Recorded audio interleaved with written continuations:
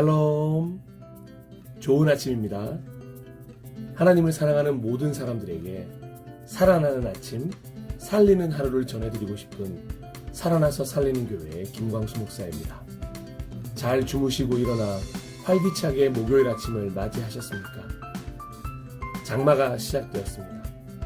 비가 오고 날이 개고 그 반복 속에서 건강 잃지 않도록 조심하시고 우리의 영의 건강도 잘 챙기셨으면 좋겠습니다. 오늘도 우리에게 허락된 이 하루 믿음으로 걸어가길 소망합니다. 그리고 이 시간 하나님이 주시는 말씀 위에 서서 먼저 나부터 살아나는 아침 되어 많은 이들을 살리는 하루가 되길 기도해 봅니다. 오늘도 하나님의 사랑을 세상에 전해줄 하나님의 대사 여러분, 한 번 더 웃어주고 한 번 더 손 내밀어주고 한 번 더 배려해주는 조금은 특별한 하루를 보내보는 것은 어떨까요? 이제 살아나는 아침이 되기 위해 함께 말씀을 나누도록 하겠습니다. 본문은 쉬운 성경으로 보고 듣는 사무엘상 4장입니다. 그리고 말씀 후 찬양은 꿈이 있는 자유의 아침길 영상입니다. 사랑하고 존경하고 축복하는 예배자 여러분, 오늘도 살아나는 아침, 살리는 하루 되세요. 사무엘에 대한 소식이 온 이스라엘에 퍼졌습니다. 그때 이스라엘 사람들이 블레셋 사람들과 싸우러 나갔습니다. 이스라엘 사람들은 에벤에셀에 진을 쳤고 블레셋 사람들은 아벡에 진을 쳤습니다. 블레셋 사람들은 대형을 갖추어 이스라엘 사람들과 싸울 준비를 했습니다. 싸움이 시작되자 블레셋 사람들이 이스라엘 사람들을 물리쳐 이겼습니다. 블레셋 사람들은 이스라엘 군인 4,000명가량을 죽였습니다. 그러자 나머지 이스라엘 군인들이 자기들 진으로 돌아갔습니다. 이스라엘의 장로들이 말했습니다. 어찌하여 여호와께서는 오늘 우리를 블레셋 사람들에게 지게 하셨을까? 여호와의 언약궤를 실로에서 이곳으로 가져오자. 그리고 그 언약궤를 우리 가운데 있게 하자. 그러면 하나님께서 우리를 원수에게서 구해주실 것이다. 그리하여 이스라엘 백성은 실로에 사람을 보냈습니다. 그들은 만군의 여호와의 언약궤를 가지고 왔습니다. 엘리의 두 아들인 홈니와 비느하스도 하나님의 언약궤와 함께 있었습니다. 여호와의 언약궤가 진으로 들어오자 이스라엘 사람들은 모두 기뻐서 땅이 울릴 정도로 크게 소리를 질렀습니다. 블레셋 사람들이 이스라엘의 외치는 소리를 듣고 물었습니다. 히브리 사람들의 진에서 나는 이 소리는 도대체 무슨 소리인가? 블레셋 사람들은 여호와의 궤가 히브리 사람들의 진에 왔다는 것을 알게 되었습니다. 그들은 두려워하며 말했습니다. 신이 히브리 사람들의 진에 왔다. 큰일 났다. 전에는 이런 일이 없었다. 도대체 이 일을 어떻게 하면 좋으냐? 누가 우리를 이 강한 신에게서 구해줄 수 있을까? 이 신은 광야에서 이집트 사람들에게 온갖 괴로움을 주었던 바로 그 신이다. 블레셋 사람들아, 용기를 내어라. 사내답게 싸워라. 전에 히브리 사람들은 우리의 노예였지 않았는가? 이제 사내답게 싸우자. 그렇지 않으면 너희는 그들의 노예가 될 것이다. 그리하여 블레셋 사람들은 용감하게 싸워 이스라엘 사람들을 물리쳐 이겼습니다. 이스라엘의 군인들은 모두 자기 집으로 도망쳤습니다. 이스라엘은 크게 져서 군인 3만 명을 잃었습니다. 게다가 하나님의 궤를 블레셋 사람들에게 빼앗겼습니다. 엘리의 두 아들인 홈니와 비느하스도 죽었습니다. 그날 어떤 베냐민 사람이 싸움터에서 달려왔습니다. 그 사람은 너무나 슬퍼 자기 옷을 찢고 머리에 죄를 뒤집어 쓴 채 달려왔습니다. 그 사람이 실로에 이르렀을 때 엘리가 길가에 앉아 있었습니다. 엘리는 의자에 앉아 소식이 오기만을 기다리고 있었습니다. 엘리는 하나님의 궤 때문에 걱정이 되었습니다. 베냐민 사람이 실로에 이르러 나쁜 소식을 전하자 마을의 모든 백성들이 큰 소리로 울었습니다. 엘리는 그 우는 소리를 듣고 이게 무슨 소리냐 하고 물었습니다. 베냐민 사람이 엘리에게 달려와 사실대로 이야기했습니다. 엘리는 그때 98세였으며 앞을 보지 못했습니다. 베냐민 사람이 말했습니다. 저는 싸움터에서 왔습니다. 오늘 싸움터에서 도망쳐 나왔습니다. 엘리가 물었습니다.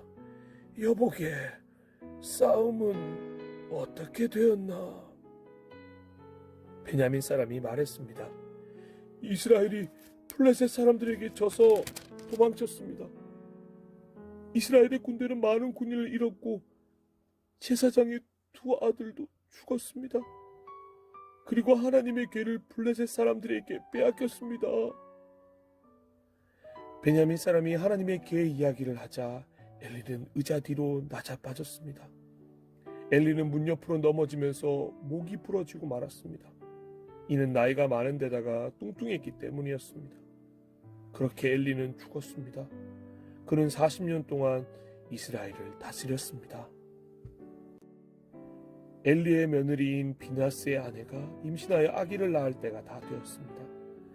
비나스의 아내가 하나님의 궤를 빼앗겼다는 것과 자기 시아버지인 엘리와 자기 남편인 비나스가 죽었다는 소식을 듣자 곧 그 여자에게 진통이 왔습니다. 그 여자는 몸을 구부리고 아이를 낳으려 했습니다. 아기 엄마는 죽어가고 있었습니다. 그때 아기 낳는 것을 도와주던 여자가 말했습니다.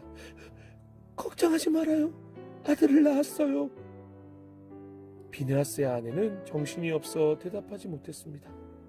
비느하스의 아내는 아기의 이름을 이가봇이라고 지어주며 영광이 이스라엘에게서 떠났도다 라고 말했습니다.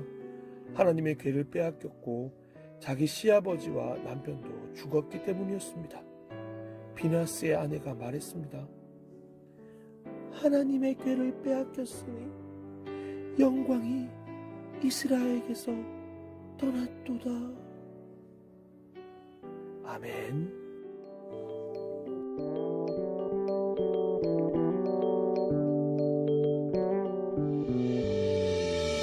아침 해가 비껴 흐르는 창밖에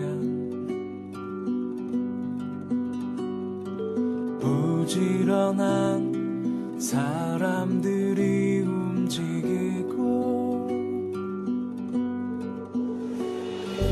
겨울 내려 쌓인 하얀 눈은 밤새 여전히 그대로이고 덕창 너머로 푸른 바람 지나네. 세상에서 제일 아름다운 소리 성경 넘기는 소리라던 그의 얘기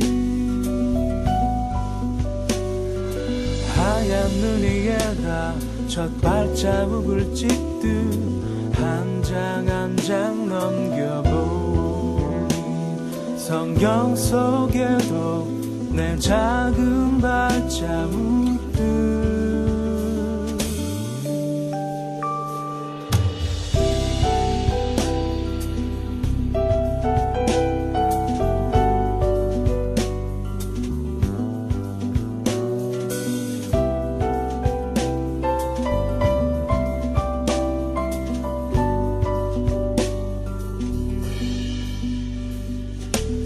세상에서 제일 아름다운 소리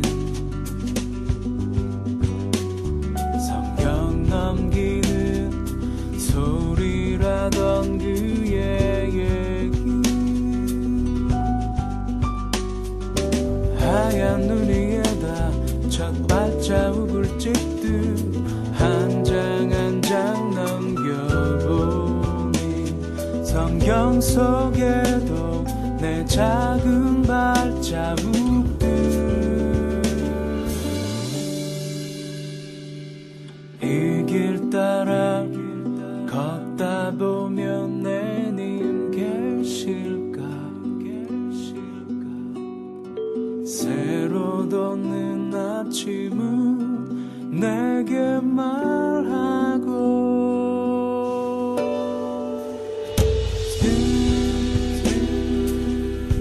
뚜루뚜뚜뚜뚜뚜